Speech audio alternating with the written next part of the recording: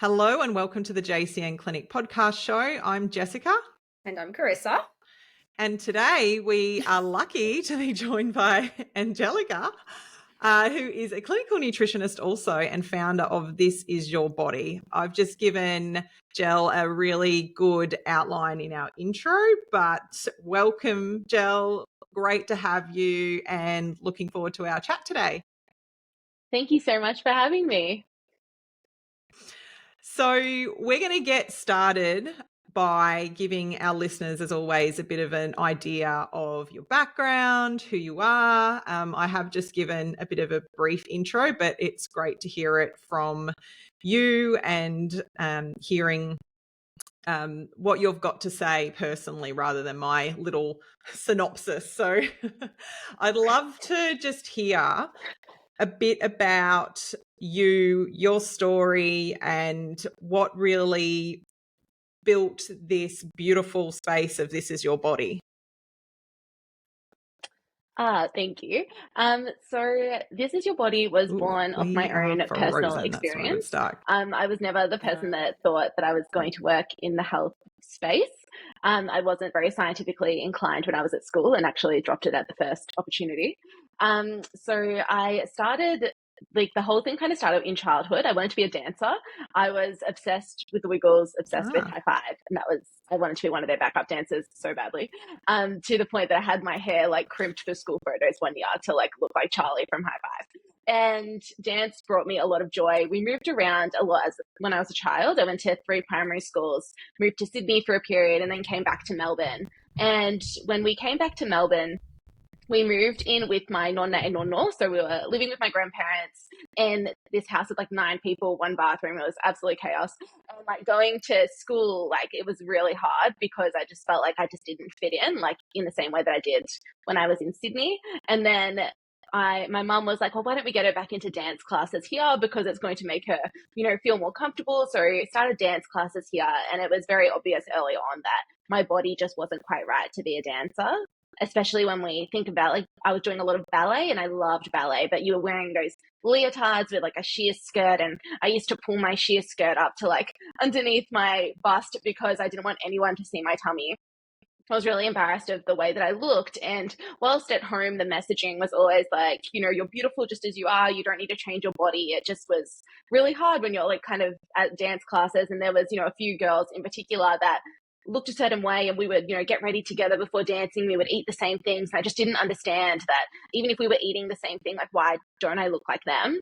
And it was really highlighted when I was 12. We were getting fitted for costumes for a dance competition, and we were put into height order. And I was really, really short. There were about 15 of us, and the teacher and I went and stood with the girls that were my height, and my teacher singled me out. It's Angelica, that costume will never ever fit you. Go and stand with the tall girls. And I was made to stand with girls that were older than me, 2 heads taller than me. And I was just completely humiliated and didn't want to kind of be in that space anymore. So I decided to leave that, and I chose to go to a high school where they offered dance, so I could still dance and have fun with it, but my body wasn't going to be the center of attention. And through high school, I tried lots of different things. I did debating, I did music, and did dance, and loved it. But I didn't know what I wanted to do when I finished school. And I went home to mum and dad after one of our careers talks. And I was like, what should I do? And they were like, well, you never stop talking. So law or journalism. So I was like, oh yeah, I can do that. So put that as something to aim for, and worked really hard all through school. Had a pretty healthy relationship with my body, all things considered. But year 11, I did engage in some practices to shrink my body because the fashion at the time was that cook eye, very, very tight clothing. And I was very self-conscious of that. But my priority really was to get into law school, and I did. Got into Deakin to do law and arts, and then major in journalism. And in my first year, my cousin got engaged and asked my sister and I to be in her bridal party. And I was so excited about that opportunity. I'd never been an actual bridesmaid before. I'd only been a junior bridesmaid. And I thought to myself, I'm I want to look good next to them. And my mum had joined the gym at the time. She's like, why don't you just come with me and we'll have some fun? And bless her, I would complain the whole way there and the whole way home because I was literally only going because I wanted to change the way that I looked. And at the end of that year, when it was the day of the wedding, I was putting my bridesmaid dress on. I ended up having to be like safety pinned into the back of my dress because I'd lost so much weight. And even then, didn't feel like I was quite enough, and continued to go through law school. And in my third year, I got offered the opportunity to go study in the US, which I did, and it was incredible.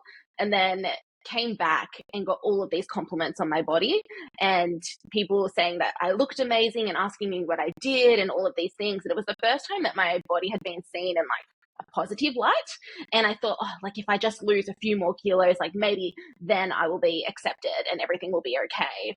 And at the time I was like facing a lot of like uncertainty in terms of career as well. Like I had been on this trip and I was with all of these other law students that like were like so passionate about law and like knew exactly what they wanted to do when they finished, and I just didn't feel like I was there. And like while I enjoyed what I was learning, I was like, oh, I don't know if this is the way that I'm meant to be helping people. So then kind of went through a bit of a dark stage where I did shrink my body to a point where I was quite unwell. And my mum and my sister did voice concern first, but I was like, you don't understand, I'm just doing it to be healthy. And I very much used that health lens to be able to, you know, get away with, you know, shrinking my body almost. And it wasn't until my dad said something one day and he was like, well, like you look awful, I think you should do something about it. And like at this point, like I hadn't had my period in 8 months and I knew something was up, and like went to the doctors and they said to me like, look, you can, you know, if you continue going down this road, you're never going to be able to have children. And that like terrified me to no end. And so he basically said like, well, if you can do it with like diet and lifestyle to improve your overall health and well-being, or we can take more drastic measures. And I wasn't interested to learn what the drastic measures were. So decided I would like start taking care of myself a little bit more. And like within a few months got my period back and all that kind of stuff. But I was kind of in a phase of like quasi recovery in a way. It was like, I looked well enough that my family weren't concerned, but I was still being very, very controlling of everything that I was eating and following social media influencers and trying to kind of, you know, like not change my body, but still look a certain way, if that makes sense. And it was really, really hard. It wasn't until I actually started finding people online that were like engaging in more like positive health behaviors that I was able to be like, oh, like maybe it doesn't have to be this way. And at the time I was dating this guy as well who was Italian, and I was going to like his family events and I was eating all of the food from my childhood that I'd like stopped eating when I wasn't taking care of myself. And I was like, oh, like how amazing is it that I get to eat all of this food, and like why aren't I eating my own family's food? So I started to eat at my nonna's house again and saw that real link between connection, nutrition, like the two were just so inextricably linked to me. So type A personality, finished my law degree and my arts degree, and then went back to university again to Endeavour College to study Bachelor of Health Sciences to get my nutrition qualification, because one of the big things for me when I was unwell was getting health advice from people online that weren't qualified. And I didn't understand at the time, and a lot of young people still don't, that you don't, you know, that nutritionist is not a regulated term in Australia. And it means that anyone can kind of give health advice online, and they can do a 2-week course and call themselves a nutritionist, and do a 4-year bachelor's and call themselves a nutritionist, which is just obviously not the same thing. So yeah, when I got my qualification, then decided that I wanted to work in the education space particularly. And I had a teacher ask me to come and speak at my old high school. And after that presentation, I had 4 girls come up to me and say that what I'd been through really resonated with them.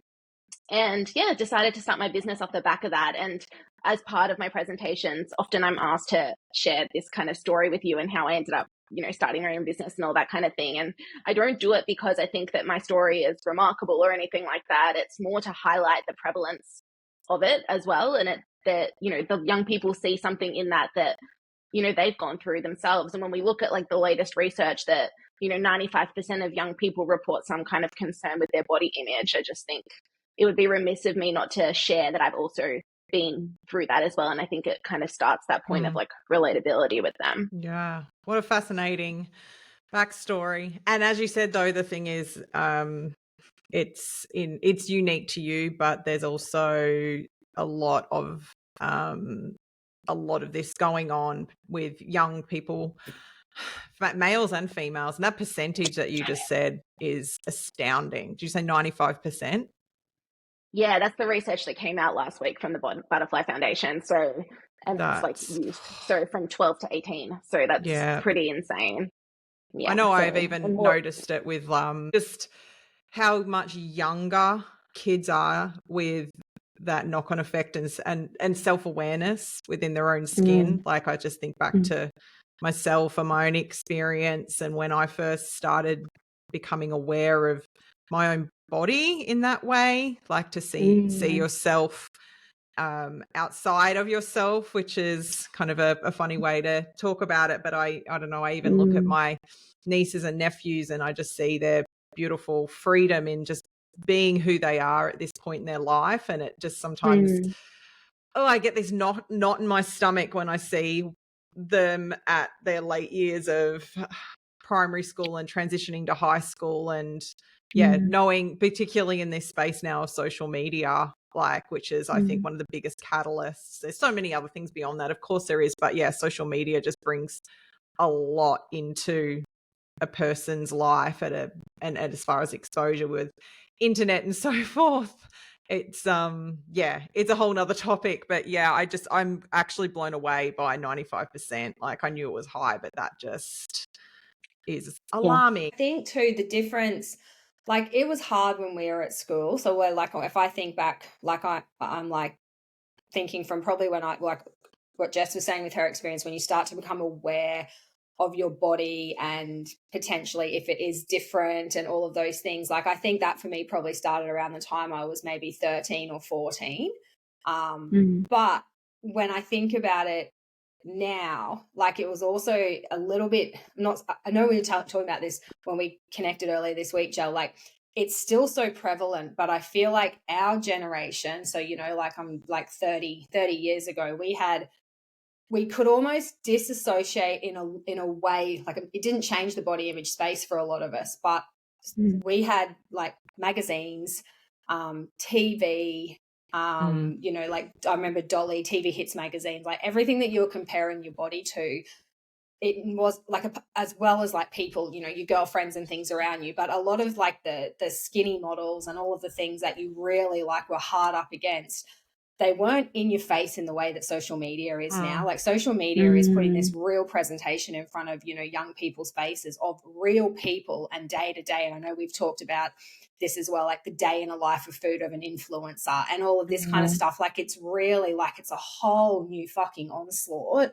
of what these kids, teens, tweens, boys and girls now have to deal with, as opposed to like it was fucking hard for us. Like I know my body image journey was a bit of a roller coaster and I worked so hard to get to such a good place with my body. And similar story to you, I had a dance story where I just felt really inadequate. So there's a few things that just I look back and I'm like, there was just all these little, you know, triggers over my lifetime. But yeah, but I just look at, I'm the same as you, Jess. Like I look at what my nieces, my nephews are a bit young at the moment, thank God, but my nieces, they're just stepping, and my goddaughters are all just in that end of primary school, start of high school.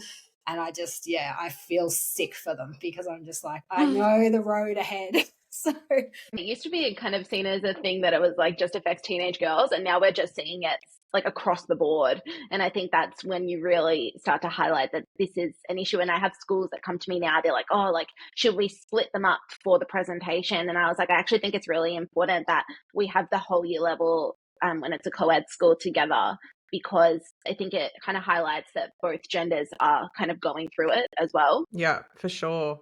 Yeah. So with respect to your work with This Is Your Body and going into the classroom and doing these presentations with kids and tweens, what do you essentially do? Like I know that it's probably multifactorial, but like what's a little bit of a breakdown of what you would teach and what those presentations might look like? Love to get an idea of that and for our listeners to know a bit more about how that can be a really beneficial tool for kids and tweens. Yeah, absolutely. So we now know as well, like the research showed last week that we have like 90% of high school students saying that they want more done in schools, which I think is really great because it means that they have an awareness that they want that education as well. And I think when you see that there's like, they want it, I think that is the most valuable thing that we can do, because what everything at This Is Your Body is about is very youth focused and we want it to come from them. So we have a few presentations that we offer. across the board. So we engage the school and then we have a conversation, and the way that the presentation and workshop element kind of work depends on the group. So sometimes I have like a whole year level, so that can be like upwards of like 300 kids. Other times I have like just a small class of like 30, and you know, the way that we kind of run that is a little bit different. Like I said at the start, I think one of the key things that I do at the very beginning of the presentation is inform them of what we're going to be talking about as well, because for a lot of young people it can be overwhelming when these conversations are happening, and just giving them an awareness of the people that they can turn to within their school community for support for these kind of things, so they don't feel alone, is of primary importance to me, because we want them to all feel safe within that conversation.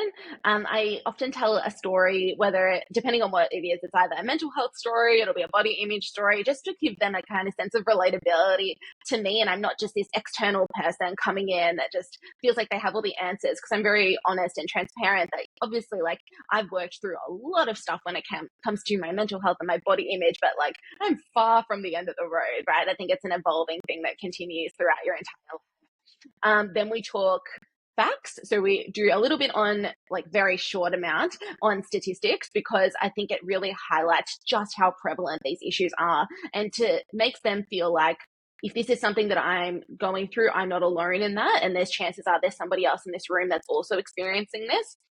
And also and I always say this to the young people, also, if this is not something that resonates with you, which is amazing, just think about how can we use these strategies that we're going to talk about today to support someone that you love, because the chances are that they know somebody who's going through this.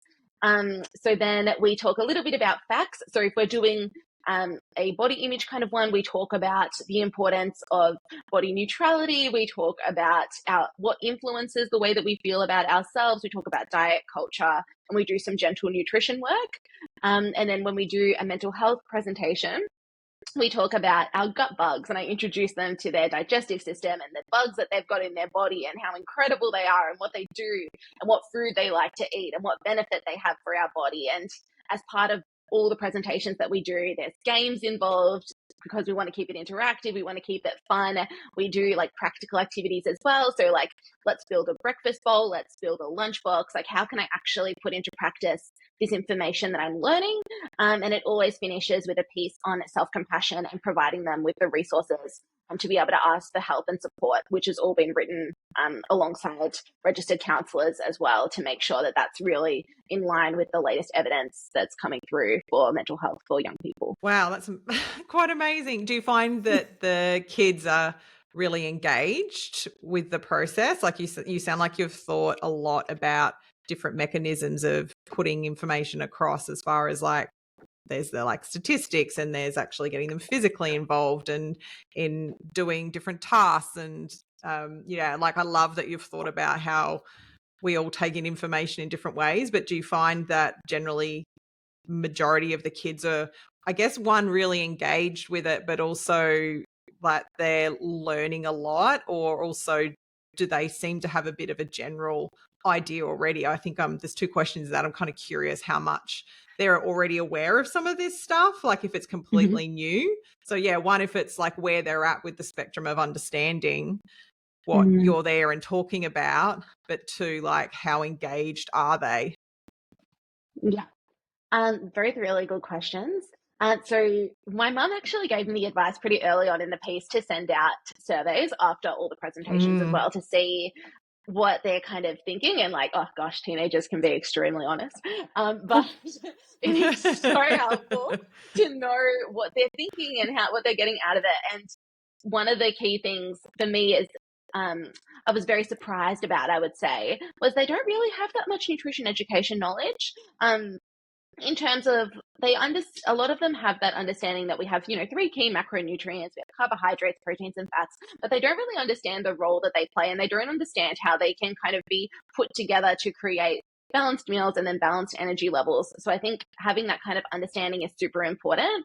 A lot of them understand that body image is an issue, but I don't think they quite understand just how many things can influence the way that they feel about their body. And I think that is always a surprise to them as well, which I think is a nice thing to be able to highlight as well, because it brings awareness to the kind of behaviors that they might be engaging with online. And I think unless we teach them about how incredible our bodies are and what our bodies are doing, then they almost don't have that kind of bridge to get to the importance of fueling their body with the food that they love, and seeing that eating is actually a really important thing to give them energy, yes, to be able to concentrate, yes, but also to connect with the people in their life as well. Yeah, so interesting. Again, I'm fascinated by what their little minds are thinking. I love what you said about the surveys. I know when we were doing a lot of online presentations back when the world was shut down back in 2020, 21, I used that quite a bit with some online courses, and that was even with adults. And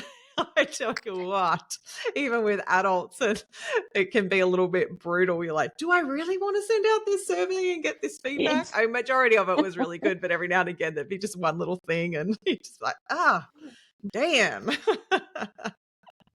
And you just got to try. I can't even imagine what kids would be like. They're so brutal. Yes. Yeah, there's been times where I've kind of read and I know they don't mean it like maliciously to be, mean or anything like that, but their answers are just so blunt.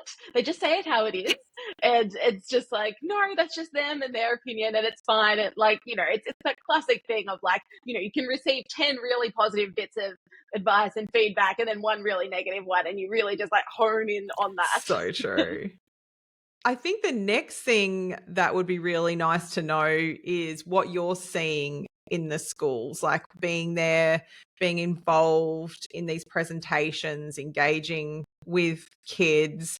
What are you seeing that is happening in this, I guess, space as far as getting kids looking after themselves? Are there certain things that they're not doing, whether it's around, I guess you just mentioned there with nutrition and understanding of carbs, proteins and fats and what that might look like. But yeah, even just fundamentals around what they're eating, things that they're missing, maybe certain behaviors. I don't know, I guess there'd be lots of different things that you would just be picking up by being in that space and engaging with the kids.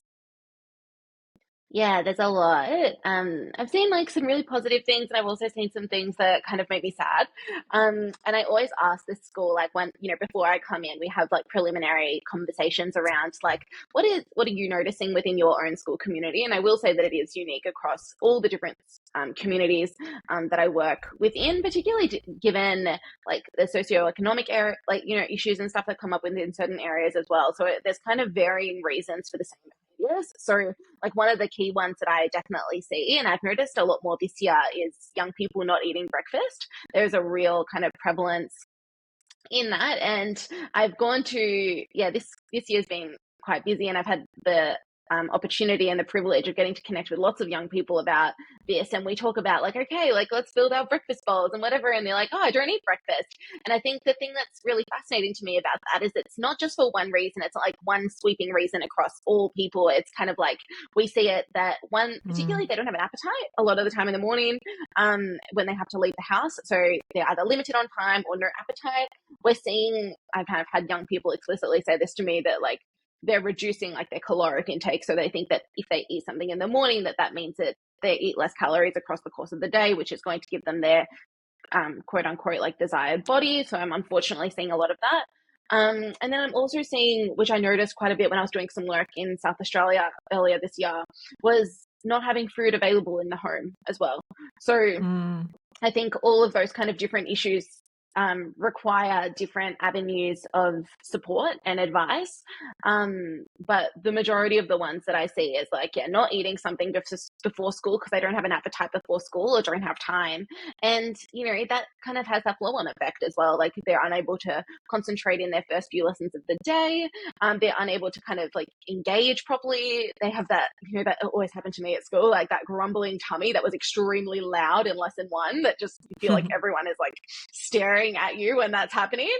And as a result of all of those things as well, when they get home from school, which we obviously know as clinical nutritionists, but when they get home from school, they're starving. Of course they're starving because they haven't, set themselves up with a balanced meal at the very beginning of the day. So definitely seeing that within the school communities and just really trying to do my best to educate them on things that they can have before school or like on their way to school that are quite portable. And it doesn't have to be anything like these like fancy breakfast bowls or anything like that. Like sometimes, you know, having a box of muesli bar in mum's car that you can eat on the way to school is better than not eating anything at all before school, and just kind of highlighting to them that it doesn't have to be anything too complicated or take an extreme amount of time to prepare in the morning. So bringing awareness to that has been huge. Yeah, wow. Rissy, did you want to add anything to that or have questions about it?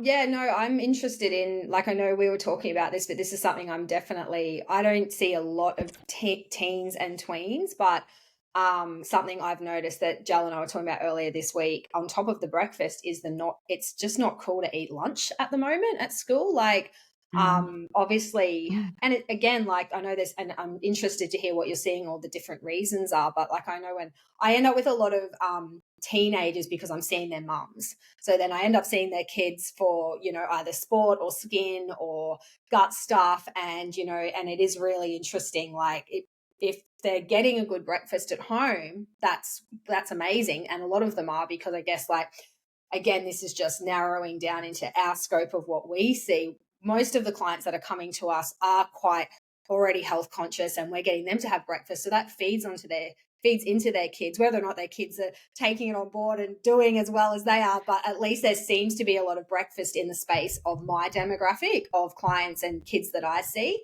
But the lunch thing blows my mind. And I didn't think too much about it until you were saying that this is actually a big thing at the moment. Like, teenagers just not eating lunch. Like, it's like, and I was thinking back to when I was at school, like, we all sat down and ate lunch. Like, we had like your group and you'd sit down, and boys and girls, even in high school, all the way through to grade 12. And I'm not saying the lunch was definitely nutritionally acceptable.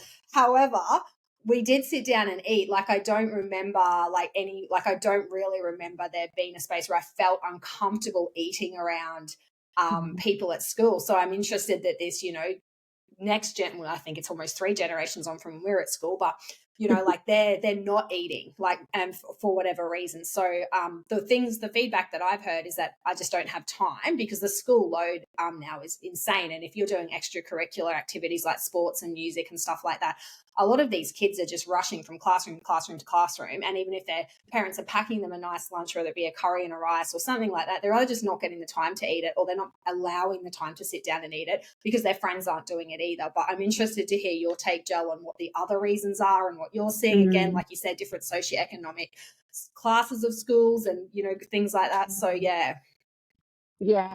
The lunch thing has really come up this year as one of the key issues that schools are quite concerned about, I would say, and understandably so. And I can completely resonate with what you said, Carissa, about like sitting down all together and eating. And I remember, like, growing up, I didn't really like sandwiches at all, really. I used to bring leftovers from the night before, and Nonna, my God, particularly when I was in year 11 and 12, like, she was just give her all the food so she can be the lawyer. And so I would, like, my friends used to eat my lunch, so like I would like bring in like Nonna's arancini or her pasta or something that she made, and my friends would like go at my container, which I was just not about because I don't like sharing. So I would like bring 2 containers of food to school, and I would like give one to my friends, but like, you go fend for yourselves, this one is mine. So like I was very fortunate to have that. But yeah, so it's not really happening as much in schools at the moment, and it's for a few reasons. And I actually I knew we were going to talk about this, so I sought some advice about it as well, about some other reasons. So one of the key ones that the schools have brought to my attention is this idea of gluttony. So like, it's kind of almost seen as like greedy to be eating at school, which like, this just sounds horrible. So we've got that. And then I spoke to my colleague, Margot, who's also a friend. So she's a clinical nutritionist as well. And she works with a lot of like neurodivergent folk. She's like Margot's whole body nutrition, if that's like the area that you're interested in. But she brought to my attention like sensory overwhelm as well, which she's noticing as a reason why her teens don't eat at school. So like really bright lights or really loud environments in which they have to eat their food, that their safe foods might not be accessible at school. So like the foods may not be the right texture or temperature that they need to be able to enjoy the food that they're eating. sympathetic nervous system dominance, or like SNS dominance as we often refer to it as. And that one I think is definitely a factor, because we are seeing teens be extremely stressed about being perfect at school, getting the grades that they need to get. And they have this extreme like kind of stress, which may also like, you know, almost minimize their appetite or like remove their kind of desire to eat, because they're just so focused on, you know, the sack they've got coming up, the exam, the oral presentation, whatever it might be, that just completely removes their appetite as well. And eating not feeling safe, like that feeling of like, I'm going to be judged if I eat at school, or people are going to be watching me. And, you know, when you think of like the lens of teenagers today as well, like they had, particularly in Victoria, where I am, you know, they had a good 2 years where they were at, you know, doing school from home, where they wouldn't have necessarily had their friend, you know, wouldn't have been sitting around eating with people other than their family. So you can kind of understand why those, you know, issues may be prevalent as well. But yeah, the lunchbox thing is huge. And when I ask them like, oh, when do you like get an appetite? Like, because a lot of them say they're not even hungry at school. They're like, oh, when I get home from school, I'm like starving. And then like I keep going to and from the fridge and the pantry to like, you know, really just try and like fill my cup. And then, you know, eating a lot at dinner time as well. And this is like not all students, but this is the trend that people have been seeing. And, you know, I'm very grateful when I do hear stories within the school community of like young people telling me the things that they bring for their lunch. And that's really, really great to hear. But, you know, I think it would be remiss of me to discount the concern that the schools have about young people not eating at school, because it obviously must be playing out in the classroom in terms of their level of engagement and wanting to chat and not feeling too tired and all of these kind of things as well. Wow, that's really insightful.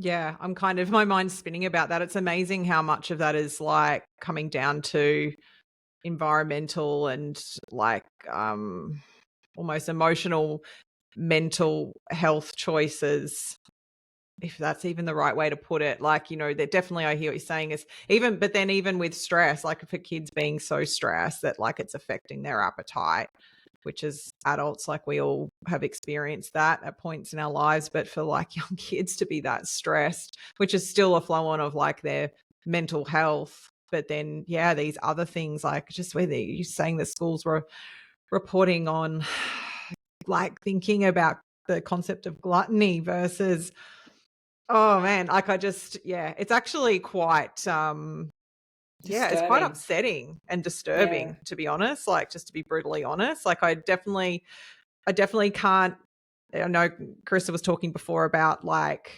generational differences and like things that we had growing up as far as magazines and so forth and the impact that had. But I kind of keep coming back to thinking about this with respect to social media and like just like this concept of filming everything and sharing everything in that aspect. And even with like, yeah, food and maybe kids being more aware of like being, like again, that outside themselves, like being like filmed all the time and like, what am I eating and what's that look like for social media? Do you know what I mean? Like always looking at things through a social media lens as far as how is this being viewed by others? You know, how will this be seen by others? Like it's almost like taking those insecurities that we have already as teenagers and like amplifying them by a thousand. Like I can't even imagine. It just hurts to get my brain around like some of this feedback that you're getting. And it's actually quite disturbing. And sorry listeners if I'm making this a real downer, but I'm actually finding it there's a lot of beauty in this with what you're doing. Like it's just beautiful, and it's wonderful that you're offering this as I guess a service or as like a communication tool. Like it's so valuable, but it's kind of blowing my mind, some of the information you're highlighting. Anyway, that was a bit heavy, Jessica. Yeah. I was gonna say too, like something that came up in conversation the other day when Jel and I were talking about the podcast was when you mentioned you know, the stats of 95% of, you know, teens not being happy with their bodies. My first sort of response to that was, well, I might not deal with teenagers, but I work with women aged 35 to 55. And I can honestly say that I reckon a very high percentage of them are the same. So I think, and I know Jess and I have talked about this, I think we've talked about it on podcast. We've definitely talked about it, just in clinic context of, like this is why I think like what you're doing is so important, because if we can get in and start changing the narrative now, then when these girls are our age, they, hopefully there starts to be a bit of a ripple effect where, we're not still battling our bodies and our self-image in our 30s, 40s and 50s and even 60s, because I have clients in their 50s and 60s that I'm still having body image conversations with. But yeah, I think, I can't remember where I was going with that, but yeah, it is. It's, but it's such a big thing. And I know we keep saying women, we have to include men in this, because I have these conversations too, like with some very close like men in my life. And I know there's, again, generational, like I know we'll get into this a little bit more when you start talking about, conversations in the home. But again, it's not, if it's not sort of dealt with or handled now, and schools and, all of us start really changing the narrative around how we talk to our teens, how we talk about ourselves in front of our teens, how we, it's a really scary space. I agree with you, Jess. Like it's a scary space, but it's becoming scarier because of what they're exposed to now. But I just think it's something that is just so prevalent everywhere, not just in teens. Like the majority of women I talk to are not happy with their bodies. The men that I've talked to, I don't deal with a lot of men, but I just know like some of the men in my life where we've had conversations around body image and stuff, like there's been some, I think it's always been that it falls back on the women because we're the ones that deal with it. But I can tell you, I can pick 3 guys in my life that I love dearly, that we've had some pretty hardcore body conversation chats. And I even know too, like even with my brother, like, my sister and I both had body image stuff, but we were so mean to my brother about his body, like, when he was growing up, like, because he's a gorgeous looking guy. Like he's just naturally aesthetically a stunner. Doesn't have to try. He's gorgeous looking guy. But, he was that typical grow up, grow out, grow up, and he's a 6 foot something bloke now. But we were really mean to him every time he'd go through the out stage where he'd like pudge up a little bit. And once I started working on my shit, I just remember like in my 20s and even now, I can think in my early 30s, like, and obviously that's where I'll go now, but I've just apologized to my brother so much. I'm like, we were fucking awful to you and I'm so sorry. And he's like, yeah, you fucking were. But you just like, you don't realize even the conversations in homes that are happening amongst siblings and things, like just things that, you think boys are immune to this space and it's just girls that go through the body image thing, but it's not, like, it's definitely not. So anyway. And kids, that's the other thing too, isn't it? Kids can be just so brutal in general. Oh, fuck, like I was talking about these survey side of things, but like just in general, kids. Like when I think about high school in particular, like that is probably some of the most brutal times as far as just how kids are with each other. So then you're like, you've kind of got that as another layer on top of this. Yeah. Do you want more stats that are going to blow your mind with that? Yeah. Hit us with the stats. What a happy Friday. The stats, girls. I know. But we'll lift it at the end. Yeah, we'll lift it.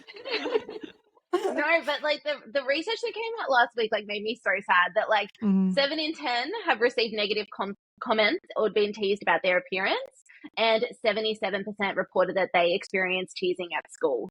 So like that is extremely prevalent. And we talk a lot about social media and the impact that social media is having, which we obviously have to address. However, like young people, when they're comparing themselves to other people, over 70% of them are comparing themselves to their peers. They're 50% are comparing themselves to people on social media, but majority of the time they're comparing themselves to their peers. And if you think about high school, adolescence, you're going through puberty, and exactly what you said, Carissa, with your brother. It's like we all develop differently.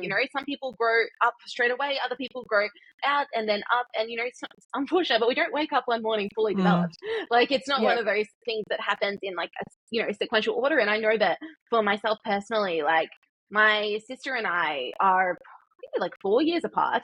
I'm older than her, and we have such different bodies, right? And I was always so jealous of her and the way that, you know, her body developed, because it was so different to mine. She was, you know, and you know, she's the most beautiful human inside and out. But I was very jealous because I kind of thought, I'm like, oh, like I wish I developed exactly like her. And that was happening like within my own home, and then let alone with my peers. And like I didn't get my growth spurt till I was like year 9. So watching everybody kind of grow and develop, you know, before me as well, like made me feel very out of place. And, you know, the young people definitely feel that still now. And I was reading an article this morning, actually. It was really interesting. I think he's 19 now, but he wrote an article for The Age, and he was like, Snapchat is also having a massive impact because they're opening the app 40 times a day on average. And the first thing that happens when you open up Snapchat, which is like one of their main social apps that they communicate on, is you see your face. So he's like, you're actually being more in contact with your appearance than you kind of ever were before. Like, that's really, so true. like, I didn't, you know, Snapchat didn't come in until 2012, and I was in high school in 2012. I've never even had Snapchat. I was in year 12 in 2012. And it was interesting because, like, yeah, the only time that I would really see my reflection is like you know, mirror, and you know, you walk past a reflective surface like a window.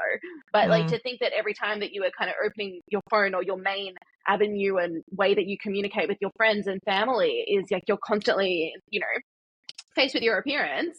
Like I can understand that that would also have a humongous impact on the way that you feel about yourself and the way that your body is changing and developing.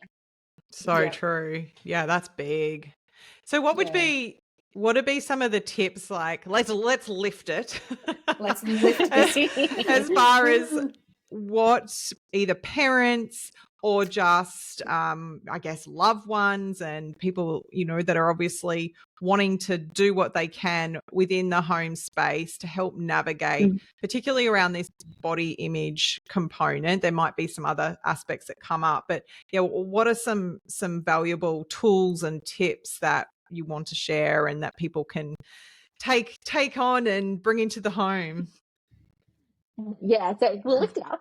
So I also want to add to, with the schools are not all doom and gloom. I do really want to highlight that. Like one of the most amazing things that I've seen in school communities, just before we move on to the home, is the increased prevalence of wellbeing departments and what they are doing to support young people. And they really do have such an interest in helping young people. They've got amazing counselors, psychologists, some even have therapy dogs at schools. Like I would have loved to have had a therapy dog at my school. Me too. And you know, when I was at school, it was one of those things that, like, you know, not many people went and saw the counselor. And now to kind of hear that, you know, they're booked up services within the school community and they are offering those to young people as an avenue to be able to seek support, I think is actually a really, really positive thing, because it means that the school as a whole has awareness of what their young people are going through. So I would say like that's a real positive.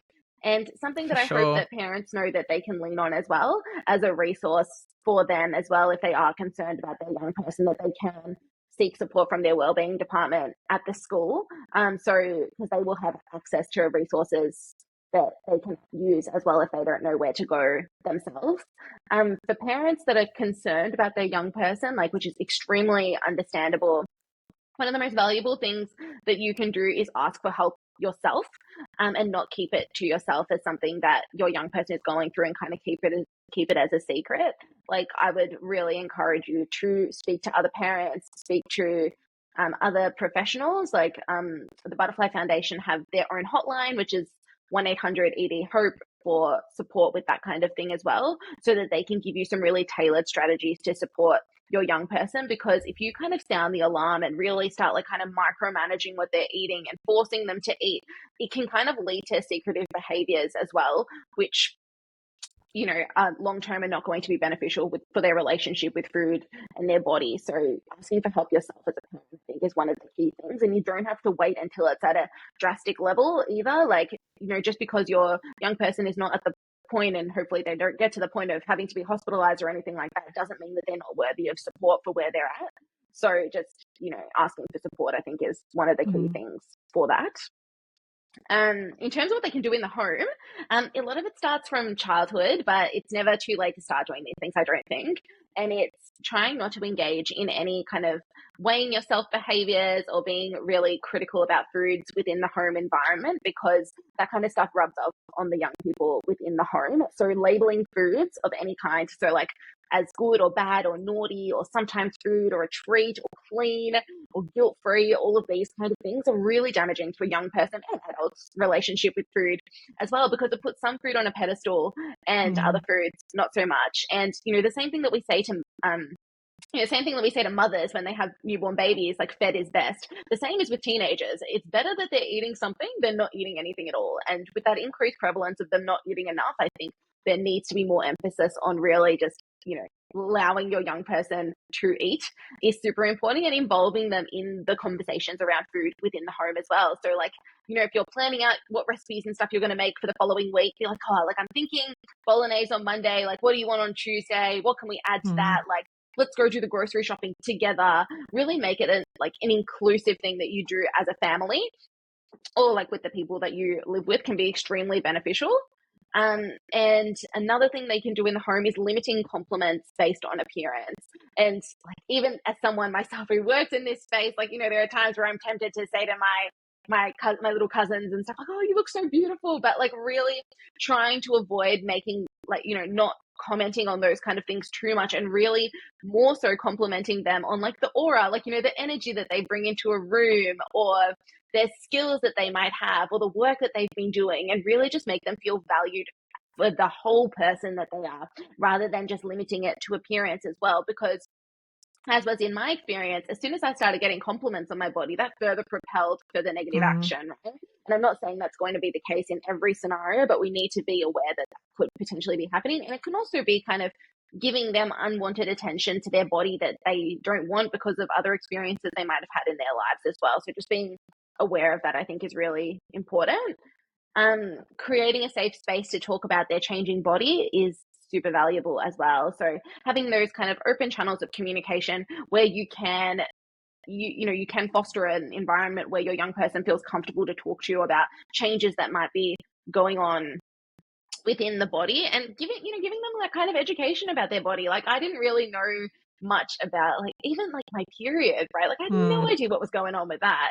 And I remember in year 7, so it would have been like 2007. I remember we were in health class.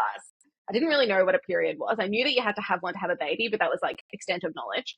And I remember we were made to put our heads on the table, and then the teacher said raise your hand if you've had your period. It was an extremely taboo thing that nobody didn't want to share what you were kind of going through. So having those kind of open dialogues about your own body and the things that you're going through will hopefully encourage them to be a little bit more open at the experiences and feelings they might be having about their own body. So they feel safe to go to you and be like, Mum, I need another packet of pads, or Dad, can you chuck that in the basket for me?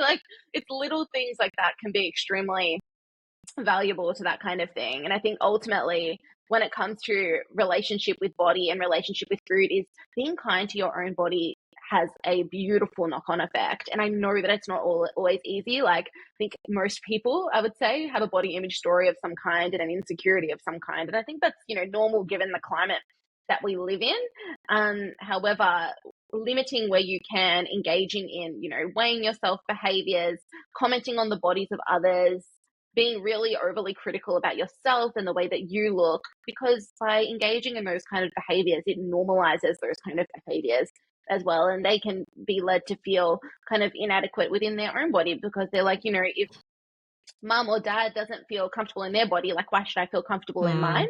So, trying to really, and it's so hard, but one of the key things that you can do, which is super helpful, is when you find yourself in that kind of headspace, is just kind of shifting the focus to what can my body do, or what is my body doing right now that I'm not asking it to do. So it might be breathing, it might be digesting my breakfast from this morning, it might be my arms for helping me carry my groceries, my legs for letting me go on that walk, shifting that focus to what the body can do, and, verbalizing that from a young, when your children are young, and then hearing that, they gain a greater sense of appreciation for their body as well. So that would be my top tips for that.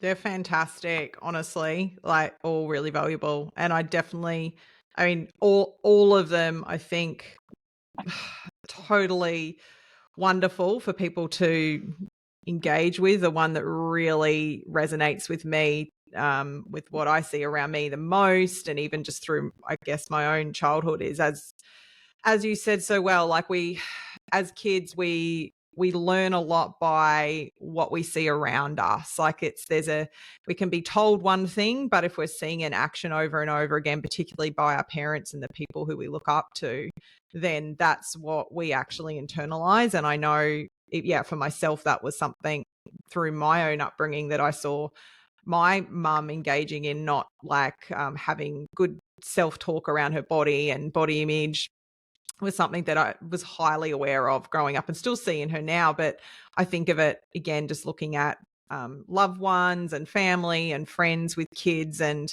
it's like, I know their belief system and what they want for their kids, and it's beautiful and it's all with good intentions. And they want these confident humans to grow up in their household, but then how they are with themselves. And as you said, it's so hard because like it's ingrained in you, and it's just these behaviors that you have, and that self-talk or the way you might engage with yourself with, say, getting ready to go out and like trying to find something to wear, and how you start talking about how you look in the clothes and all sorts of things, or you're talking about weighing yourself or whatever it might be.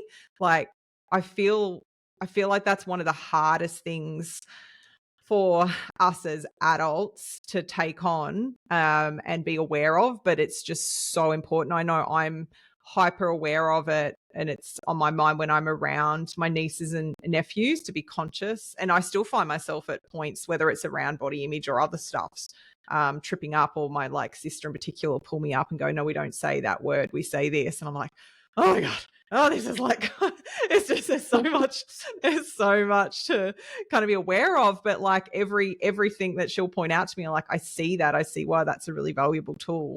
And the only other thing I wanted to say, with back to what you were saying about the schools, like so much of this all is within the home too. Like, I think schools have their place for sure in this, but I think it's unfair to put all of this responsibility on schools and on teachers. Like, kids are at home with their family, like they've got their family and their parents as their role models, and of course they have their friends, but like, I think we have to take on board what we need to do and not be like, oh, it's the school's fault, like teachers should be doing this and that. Like teachers have already got really important jobs and roles and juggling a lot. So I think it's, I just want to highlight that, because I didn't want to make it sound like we were bashing schools in any way or coming across it. It's all up to schools. I think we have to really be intentional about what we have to take on as our own responsibilities. Yeah, with agreement, definitely. And, can say from speaking to a lot of teachers and a lot of, wellbeing coordinators and stuff, they really are at capacity. There's only so much they can do. They've only got so many hours in the day. They've got their set things that they need to do within the school curriculum. So if there are things that we can start in the home, it can be extremely beneficial, and it can be really hard. Like, particularly, like you said about, your sister saying we don't say that and all those kind of things. And we're never going to be able to completely shield them. Like, we live in a very diet-centric world still. And even though, like, diet, thankfully, is becoming like a dirty word, it has other words now that are, in disguise almost of what a diet actually is, and I think we're definitely seeing that. I'm seeing that particularly with young boys. Like, I am seeing that, like, lean culture. I'm shredding, I'm doing this and that, and I was fortunate enough to present at a soccer club last week, and on the first night I had the girls teams, and on the second night I had the boys teams. And it always, like, the coaches and people that organized it were like, oh, like, good luck with the boys, like, they're going to be, rowdy.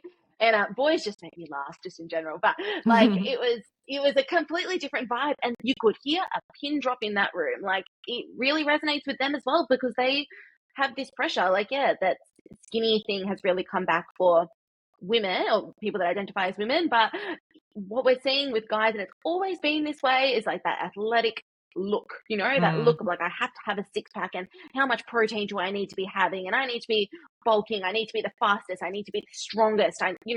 That really is such a prevalent message that is still so present. And when we look at our favorite TV shows, we look at our favorite movies, like, it's a lot of the time we are seeing a little bit more diversity now, but I think it's still very much the other way. It's like, you're seeing that the main character that is might identify as a man looks a certain way and the main woman looks a certain way. And when you're getting that messaging constantly in front of your face, it's hard to kind of ignore that that's going on. Yeah. You can't be what you can't see, as they say. Yeah, definitely.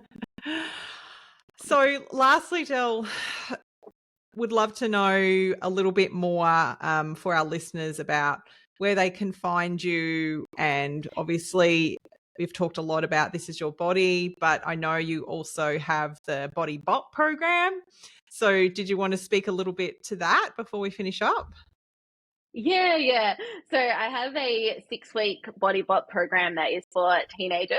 And basically it's an opportunity for them to log into a little portal where we do nutrition consultations together for whatever they might be going through. So they might be, engaging in a bit more sport and want to fuel their training. They might have some issues with their skin or their menstrual cycle, that kind of thing. We do live cook-alongs, so give them the opportunity to learn how to make the things that are in the recipes that are included in there, which I think is so valuable. I remember filming a recipe once and I actually got my uncle to film it for me. And he's like, oh, that was actually pretty easy. And I think a lot of people don't realize how simple it is to make something. So giving them that opportunity to learn like that is amazing. So definitely that. And then they get access to a Facebook community as well, where they get to connect with other like-minded teens, share the recipes that they're making, their experiences that they're having as well. So that's super special that I get to do that. And for your listeners, I'd love to offer like 10% off until the end of July as well. So they can use the code JCN10 at the checkout as well. So they can enroll and start whenever they like. And I've also got a Sprinkle of Joy program that's coming out next week as well, which is what the community has been asking for, which is basically like 30-minute dinners that they can get on the table for their families with like Sunday meal prep ideas and things that they can make, and getting their young people to put it in the oven, helping them with the preparation and all the strategies to help them do that. And there's recipe videos and nutrition education as part of that, and how to speak to your teen about food and their body to really foster as much of a positive relationship with food and body as possible. So yeah, you're so welcome to check those both out. Love it. And we'll pop that in the show notes too. Yeah, Rissy, what were you going to say? I was just going to say, I actually did just have 2 questions that came through on social media, and you almost sounds like one of them is answered in that program. But one of them was, did you just have any, this is from Tanya, who I feel like is one of our OG listeners. She always, if we have an opportunity to ask whoever we've got on our show or anything like that, she's always so engaged, which we love. So Tanya has asked, which I know you probably don't want to elaborate on too much because it sounds like it is part of this Sprinkle of Joy that you're about to release. But for anyone listening, just maybe, I don't know if the question is coming from unengaged teens, but like your like a top tip or your top tips just to, initiate or start to get them to care about what's going on in their bodies. Like, I don't know if she means from a gut perspective or a hormone perspective. Like, do you have any like ways to open up the conversation, I guess? Yeah, that's such a great question. One of the great things that you can do is speak about your own body, because often if they don't hear that other people are going through things in their body, then they don't feel comfortable to necessarily share that they might be going through something with their body as well. So I think having that kind of open health dialogue within the home is super beneficial to all of those kind of things, and encouraging them to ask questions about their body can be extremely helpful. When it comes to nutrition, getting them involved as much as possible and really trying to diversify their diet and having it as something fun to do. So with the emphasis on what can we add to our diets this week, rather than what can we take away from our diets this week. So it's little things that you can do, like when I talk to teens about like their gut bugs, for example, and like what they eat and the food that they like to eat, one of my main conversations with them is around like diversity. And if we think about like apples, for example, you've got red apples, pink apples, green apples, and all of them contain different nutrients. So just bringing their awareness to those kind of things can be really helpful. So like when you're walking around the supermarkets, like, oh, we got the Granny Smiths last week, let's get the Jazz this week, having those kind of conversations can be really beneficial to just opening up their eyes to like, oh, like all different foods have different purposes. And I think that can be a really valuable way to frame food. And just getting them involved in the cooking process as well can be really, really valuable too, because you're giving them skills ultimately for life. And in terms of questions about their body, I think just giving them the autonomy to ask the questions for starters, but then also pointing them into the direction of places where they can go to seek health information out as well. So, really giving them, kind of contacts like, yourselves on social media and other registered practitioners that are on social media as well, like just so they have the opportunity for education, but that is coming from someone who is registered and understands. And, to kind of just bring their kind of awareness almost that if somebody is offering you something that sounds too good to be true, it probably is. So just having that kind of conversation as well, I think is super important. I'd also add to that too, just thinking about what I've seen recently. I think with kids, they're not family. Let's just say family in general, we're not always great at listening to each other. Like sometimes we'll take advice when we hear it outside of the family. It's a classic thing as practitioners. I think we can appreciate when you can tell someone you love to bill in the face that they need to do something, and then they hear it somewhere else and they're like, oh, yeah. I did this. And you're like, oh my God, like seriously. But I think kids can be a little bit like that with their parents, not all the time, but an element of like, yeah. And it's like you kind of finding different ways to channel their little minds to learn about how to value these things can be great. It's like you're talking about with what you do, these different ways of engaging from play to statistics for the way we take on information. So I'm thinking there's some really good books that I've seen now and some that I've bought for my nieces and nephews that wonderfully like illustrated and so exciting and dynamic around the gut and the microbiome and teaching them about that. And then there's this awesome TV show on SBS, and I can't think of the name of it, but it's I want to say it's mainly two male doctors, but it's like a collection of them, and they have these series every week where they talk about the human body, and they've done big segments on digestion, and then they've done stuff on like the body and how it heals and immunity, and they bring in nutrition, and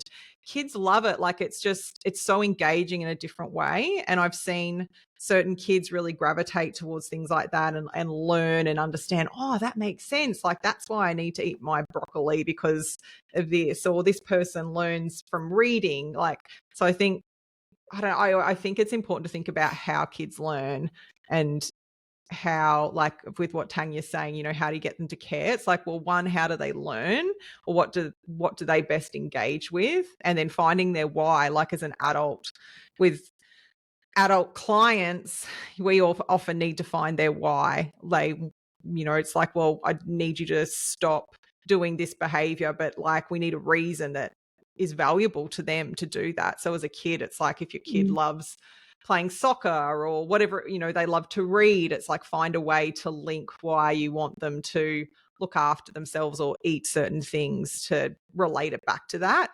So yeah, that would just be my 2 cents. Yeah, that's great. Completely agree. Was there another question, Rissy? Yeah. Last question is from Physio Soph, who is a fan of yours. So I don't know if you guys know each other, but she jumped on. Yeah. She just asked favorite recipes to cook at the moment. So I'm guessing with kids or for kids, but she just I guess if you had your top 3 things that, you're seeing kids loving at the moment or that you're doing in workshops. Yes, that was her question. She is also one of my best friends as well. So I love it. She sent me a message. She's like, I sent in a question for the podcast. So top 3. So part of what I do as well is I bring food into the students, and I feel like you can get them in with stories and you can get them in with free food. So that's one of the key things as well that gets them in. So banana choc chip muffins, top thing. They go back for seconds multiple times.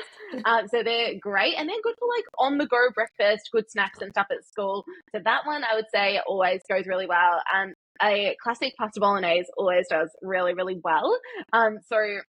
And kind of thinking about what you can add to that. So that's one of my favorite things as well. So at the moment, it's I make my classic bolognese sauce, but then I'll always add roasted eggplant or zucchini or mushrooms in it as well, just to add in some different nutrients. And then the other thing which I've been making a lot of lately is chickpea fritters, which I've just been absolutely adoring, because again, you can load fritters with so many different things. I always grate up different vegetables, whatever I have in the fridge, and then I'll mix it together with some almond flour and chickpea flour, and then I'll fry them up into little fritters with avocado and you know, that kind of vibe, that would be my go-tos at the moment.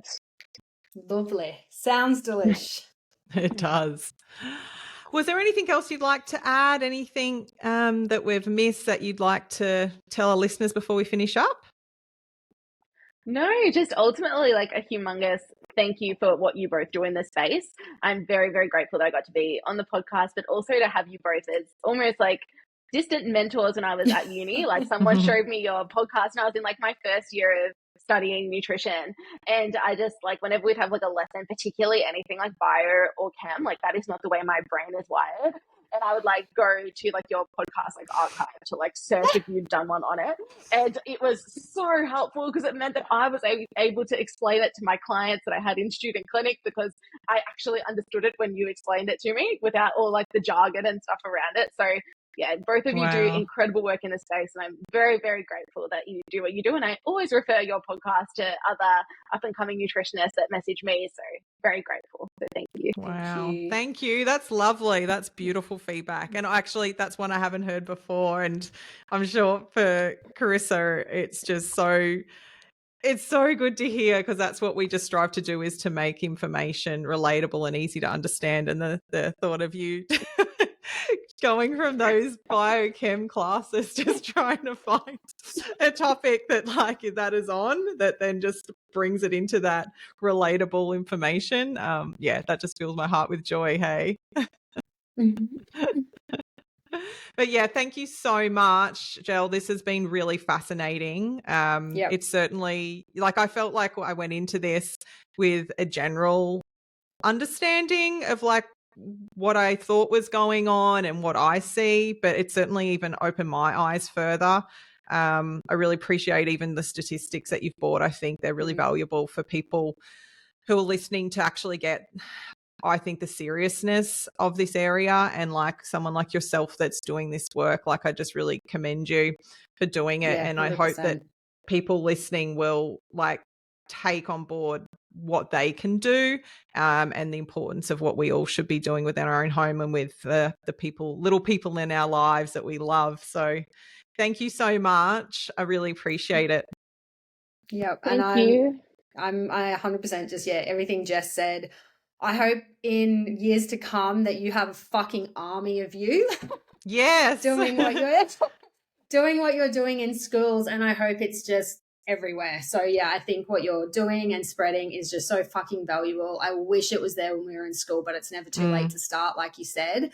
And I love everything you're about. So thank you. Thank you very much.